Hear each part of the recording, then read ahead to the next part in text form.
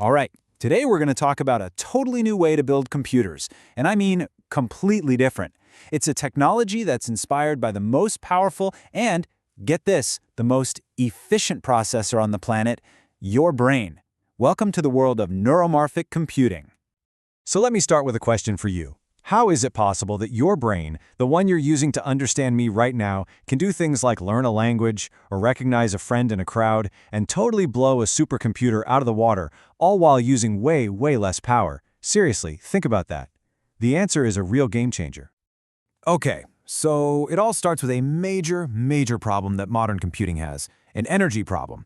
And to really get it, we need to take a quick look under the hood of pretty much every computer out there. So get this, over 70 years, almost every computer has used the exact same basic design. It's called the von Neumann architecture. And here's the only thing you really need to know about it. The part that does the thinking, the processor, and the part that remembers things, the memory, they live in two totally separate places. That means for every single thing the computer does, data has to travel back and forth. And all that traveling back and forth, it creates a massive traffic jam. We call it a data bottleneck. And you know what happens in a traffic jam, right? You waste a ton of time and you burn a ton of fuel. It's the same here, except the fuel is electricity. A lot of it. We're talking megawatts of power from modern AI data centers. And this bottleneck, it's a huge part of the problem. So if the way we've been building computers for 70 years is the problem, where do we look for a solution? Well, turns out nature already built the perfect processor. 20 watts. Just look at that number for a second. That is all the power your brain is using right now to think, to see, to hear, to do everything. It's just an unbelievably tiny amount of power for something so incredibly complex. And to put that into perspective for you, that's less power than a dim LED light bulb. Your brain is running circles around supercomputers on less juice than a light bulb. I mean, come on. So how on earth does it pull that off?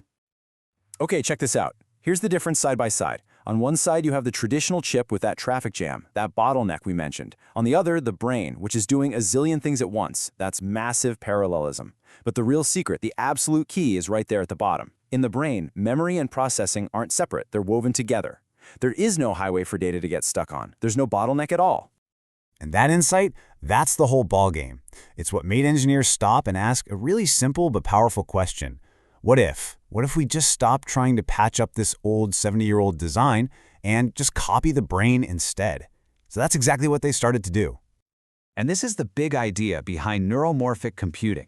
You put the memory and the processing right next to each other. You co-locate them, just like in the brain. You get rid of that data bottleneck. It's not just a tweak, it's a complete rethinking of how a computer chip should work. And it's not just about the layout. These chips actually work like the brain too. You see, normal computers have this constant ticking clock running all the time, but these chips work with spikes, just like our neurons. So a little artificial neuron gets some input, it starts to build up a charge, and when it hits a certain point, boom, it fires a single pulse, a spike, to its neighbors. It's a system that only uses energy when something actually needs to happen. Super efficient.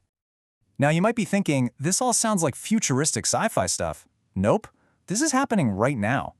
You've got the huge players like Intel and IBM in the game. You've got startups like BrainChip and Inotera. You've got massive research projects building these things. These chips are real, and they're here today. So, okay, we copied the brain's design onto a silicon chip. Big deal, right? What does that actually mean in the real world? Well, the payoff is absolutely massive. 1,000 times. Just let that number sink in for a minute. We're not talking about a 10% or 20% improvement here. This is a 1,000-fold leap in energy efficiency for certain jobs. It's a complete paradigm shift. So what does 1,000 times actually look like? Well, take a task like recognizing hand gestures in a video. You can give that job to a super powerful GPU, the kind that powers all the big AI today. Or you can give it to Intel's Loihi 2 neuromorphic chip.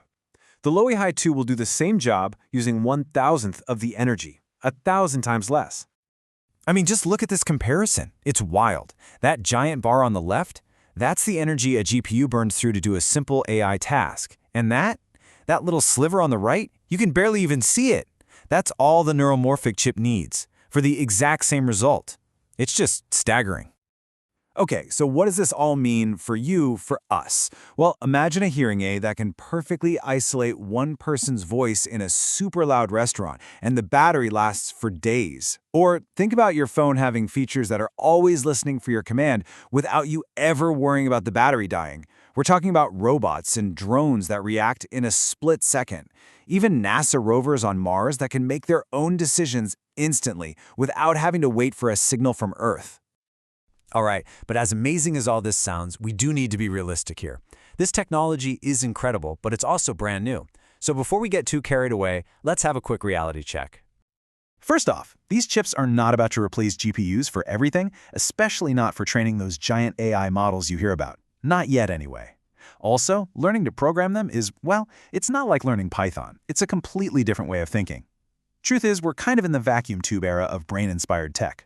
We've got the basic idea, but the real brain is still way more sophisticated. So the goal right now isn't really replacement. It's about partnership. The really smart thing people are doing is creating hybrid systems. Use a big, powerful GPU for the super heavy lifting, and you pair it with a super efficient neuromorphic chip for all the constant low-power stuff. And these hybrid systems, they're already showing energy savings of 50 to 100 times. That's a huge win. And really, that's the thing to remember. This isn't just about a faster chip or a better battery. It's a whole new way of thinking about what computing even is. We might be witnessing the start of a whole new era for technology, one that isn't governed by the tick-tock of a clock cycle, but by the smart, efficient language of spikes.